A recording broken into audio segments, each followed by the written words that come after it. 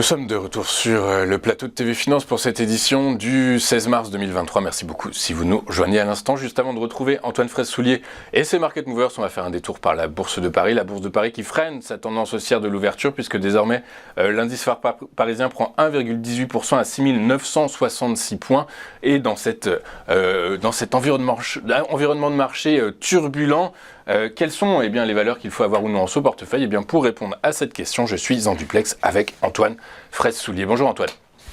Bonjour Louis-Antoine et bonjour à tous. Merci d'être avec nous ce matin Antoine, comme tous les jeudis matins. Je rappelle que vous êtes analyste marché chez eToro et on va commencer vos Market Movers avec le Google chinois Baidu.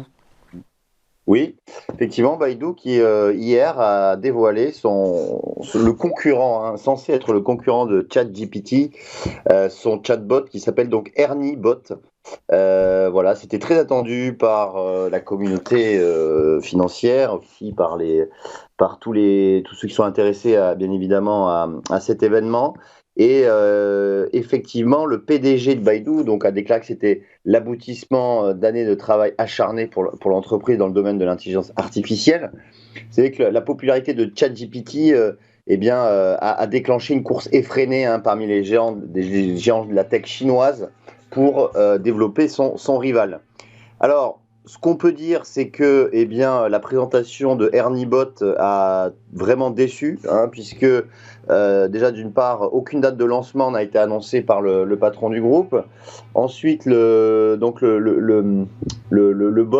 chatbot fonctionne uniquement en mandarin et en chinois, et vise uniquement le marché chinois, donc ce qui limite quand même aussi sa portée. Et il n'y a pas eu de démonstration d'Ernie Bot. Donc le titre Baidu a immédiatement perdu 10% à la bourse de Hong Kong après la présentation de l'intelligence artificielle et par conséquent, une déception assez importante pour Baidu.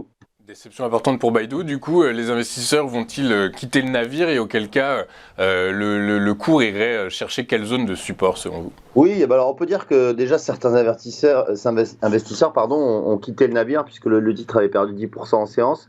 Maintenant, clairement, on a cette résistance que le titre n'arrive pas à dépasser depuis 1 an et demi. Et là, on semble se diriger maintenant vers les 106, 107 dollars. 106, 107 dollars. Et la résistance est à quel niveau? Elle est aux alentours des 158 dollars.